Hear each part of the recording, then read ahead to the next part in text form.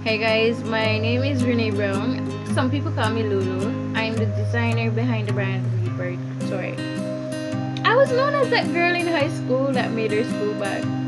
I was not the popular kid, but I was known for being a designer from a very young age. I remember doing my first wedding dress in grade 9. That was a scary and fun experience. On the day of the wedding, I was the one who dressed the bride, and I won't lie, that dress turned out so lovely. I was so scared. When she was finished dressed, I cried. I cried because she looked so beautiful.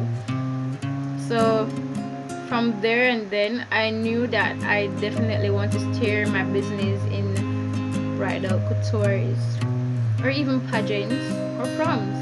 And I really need you guys to help me out in voting.